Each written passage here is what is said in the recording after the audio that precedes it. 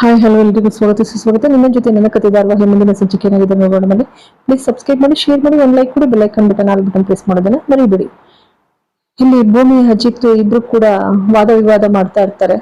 ಅವಳಿಗೆ ಬಳೆ ತುಡಿಸ್ತಾ ಒಂದು ಕಾರಣಕ್ಕೆ ಸ್ಟೇಷನ್ಗೆ ಫೋನ್ ಮಾಡಿ ಬೈತಾ ಇರ್ತಾಳೆ. ಬಾಯಿ ಬಂದ ಹಾಗೆ ಬೈತಾ ಇರ್ತಾಳೆ ಅಂದ್ರೆ ಕೋಳಿ ಜಗಳ ಇದ್ದಿದ್ದೆ ಅವ್ರದ್ದು ಯಾವಾಗ್ಲೂ ಕೂಡ.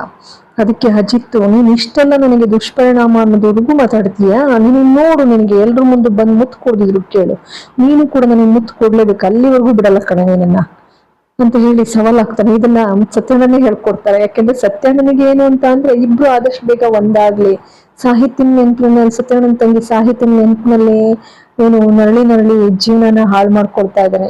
ಇವ್ರಿಗೂ ಒಂದ್ ಸಂಸಾರ ಅಂತ ಆದ್ರೆ ಹೇಗೂ ಶಾಸ್ತ್ರೋಕ್ತವಾಗಿ ತಾಳಿ ಕಟ್ಟಿದ್ದಾನೆ. ಸೀತಾರಾಮ ಕಲ್ಯಾಣದ ದಿನ ಬೇರೆ ತಾಳಿ ಕಟ್ಟಿದ್ದಾನೆ. ಇದು ಪವಿತ್ರವಾದಂತ ಬಂಧ. ಅದ ಹಾಗೆ ಶಾಶ್ವತವಾಗಿ ಹುಡುಕೊಂಡು ಇವಳು ಒಂದ್ ರೀತಿ ನನಗೆ ದೇವ್ರು ಕೊಟ್ಟಂತಹ ತಂಗಿ ಇದ್ದಾಗಿನ ಭೂಮಿ ಅನ್ನುವಂಥದ್ದು ಸತ್ಯಣ್ಣನ ಬಹಳಷ್ಟು ನಿಷ್ಕಲ್ಮಶವಾದಂತಹ ಮನಸ್ಸು ನಿರ್ಧಾರ. ಅದಕ್ಕೆ ಸತ್ಯಣ್ಣನ ಹೇಳಿ ಫೋನ್ ಮಾಡಿಸಿದಾಗ ಇಲ್ಲಿ ಅವಳು ಆ ಫೋನ್ ಗುಂಗಲ್ಲಿ ಏನ್ ಮಾಡ್ಬಿಡ್ತಾಳೆ, ಅದು ಹಾಲಲ್ಲಿ ನಿಂತಿರ್ತಾಳೆ. ಹಾಲಲ್ಲಿ ನಿಂತ್ಕೊಂಡು ತನ್ನನ್ನು ತಾನು ಸಂಪೂರ್ಣ ಮೈ ಮರ್ತ್ಬಿಟ್ಟಿರ್ತಾಳೆ, ಗೊತ್ತೇ ಆಗೋಲ್ಲ ಅವಳಿಗೆ. ಹಂಗೆ ಅವನು ಬಂದು ಅಪ್ಕೊಂಡಾಗೆ ಮಲ್ಲಿಗೆ ಹೂವನ್ನ ಕೈಗೆ ಸುತ್ಕೊಂಡು, ಚಿನ್ನ ಬಾಯಿಲಿ ಅಂತೇಳಿ, ಏನ್ ಸಾಹೇಬ್ರೆ ಇದು, ಈಗ್ಲೂ ಕೂಡ ನೀನ್ ತುಂಟಾಟ ಬಿಟ್ಟಿರ ಪೋಲಿ ಆಗ್ಬಿಟ್ಟಿದ್ದೀರಪ್ಪ ಅಂತೇಳಿ ಇವಳು ಅಂದ ಹಾಗೇನೆ ಬಂದು ಬಿಗ್ಗಿಯಾಗಿ ಅಪ್ಕೊಂಡು, ಬಿಡಿ ಸಾಹೇಬ್ರೆ, ಯಾರಾದ್ರೂ ನೋಡಿದ್ರೆ ಏನನ್ನಲ್ಲ ಬಿಡಿ ನನ್ನ.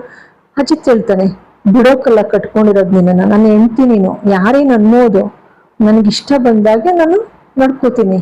ಮಲ್ಲಿಗೆ ಹೂವು ನಾನ್ ಮುಡಿಸ್ತೇನೆ, ಯಾರು ಮುಡಿಸ್ತಾರೆ ನನ್ನ ಹೆಂಡ್ತಿ, ನನ್ ಚಿನ್ನ ಅಂತ ಹೇಳಿ ಕೂದ್ಲಿಗೆ ಮಲ್ಲಿಗೆ ಹೂವು ಮುಡಿಸ್ತಾ ಚಿನ್ನ, ಮಲ್ಲಿಗೆ ಹೂವು ಹಿಂದಿನ ಕಾಲದಲ್ಲಿ ಕೂದ್ಲಿಗೆ ಹಾಗೆ ಸಿಗಿಸ್ಕೊಳ್ಳೋರಪ್ಪ, ಈಗೇನು ಪಿನ್ ಹಾಕಿ ಮುಡಿಸ್ಬೇಕು? ಭೂಮಿ ಇದ್ದವಳು, ಹೌದು ಮತ್ತೆ ಹಾಗೆ ಮತ್ತೆ, ಬಿಡಿ ಸಾಹೇಬ್ರೆ ಸಾಕು, ಇನ್ನಿಷ್ಟು ಇದ್ ಮಾಡ್ತಾರೆ ಬಿಡಿ, ಎಲ್ರು ನೋಡ್ತಾ ಇದ್ದಾರೆ. ಅವಳು ಅಂತ ನೋಡು, ಅವ್ರಿಗೆ ಐಡಿಯಾ ಇಲ್ಲ, ಸುತ್ತ ಎಲ್ಲ ಕೂತಿದ್ದಾರೆ. ಅಲ್ಲಿ ರಾಮಣ್ಣ ಕೂತಿದ್ದಾರೆ, ಹಾಗೇನೆ ದೇವ್ಯಾನಿ ಇದ್ದಾಳೆ, ಅಪ್ಪು ಅಜ್ಜಿ ಎಲ್ರು ಇದ್ದಾರೆ. ಅಪ್ಪು ಇದ್ದವಳು ಏನು ಅಜ್ಜಿ, ಇವಳಿಗೆ ಸೆನ್ಸೇ ಇಲ್ವಲ್ಲ, ಸ್ವಲ್ಪ ನೋಡಿ ಪ್ರಜ್ಞೆ ಬಿಡುವ ಮೈ ಮೇಲೆ, ಹೆಂಗ್ ಆಡ್ತಾ ನಿಂತಿದ್ದಾಳೆ ನೋಡಿ, ಕನ್ಸ್ ಕಾಣ್ತಾ ನಿಂತಿದ್ದಾಳೆ. ಇವಳೊಬ್ಳೇನ ಮದುವೆ ಇರೋದು, ಇವಳೊಬ್ಳನ್ಗೆ ಗಂಡ ಅಂತೇಳಿ ಬೈಕೊಳ್ತಾ ಇರ್ತಾಳೆ.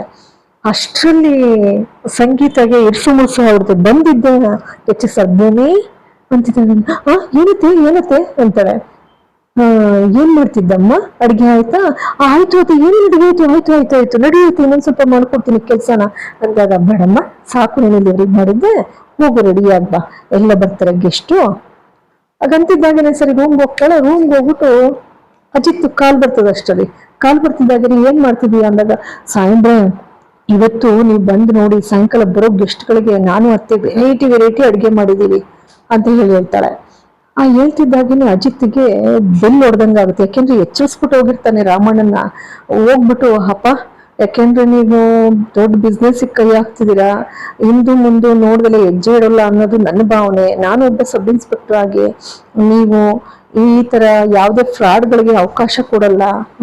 ಚೆನ್ನಾಗಿ ಎಲ್ಲ ಕೂಲಂಕುಷವಾಗಿ ಪರಿಶೀಲನೆ ಮಾಡಿ ಅವ್ರ ಇಹಪರಗಳನ್ನ ಗೊತ್ತು ಮಾಡ್ಕೊಂಡೆ ತಾನೇ ನೀವು ಹೆಜ್ಜೆ ಇಟ್ಟಿರೋದು. ಯಾವ್ದು ಫ್ರಾಡ್ ಕೇಸ್ ಇಲ್ಲ ತಾನೇ?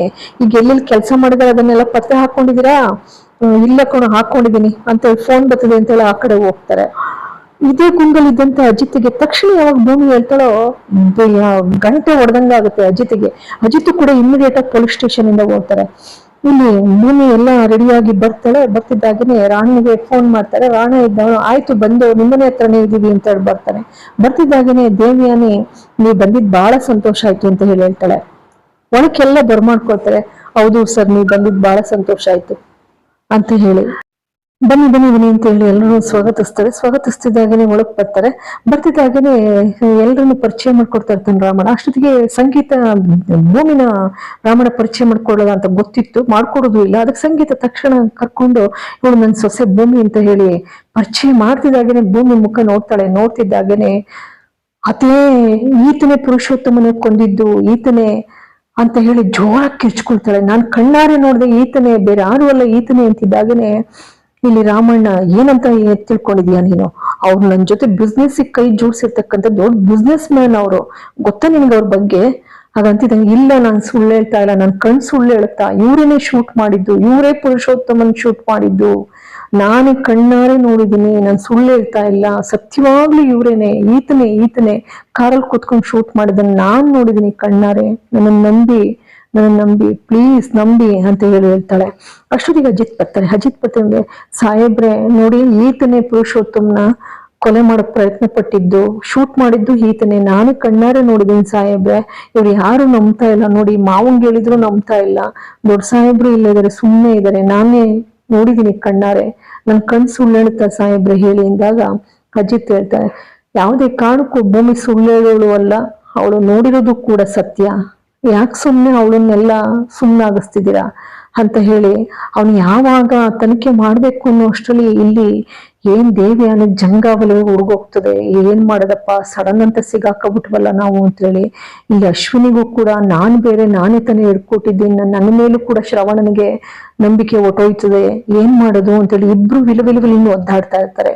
ಇಲ್ಲಿಗೆ ಒಂದು ಮುಂದಿನ ಸಂಚಿಕೆಯ ಒಂದು ಭಾಗ ಮುಕ್ತಾಯವಾಗ್ತದೆ. ಪ್ಲೀಸ್ ಸಬ್ಸ್ಕ್ರೈಬ್ ಮಾಡಿ, ಶೇರ್ ಮಾಡಿ, ಒಂದು ಲೈಕ್ ಕೊಡಿ, bell icon button all button press ಮಾಡೋದನ್ನ ಮರಿಬೇಡಿ. ಎಲ್ಲರಿಗೂ ಕೂಡ ಅನಂತ ಧನ್ಯವಾದಗಳು.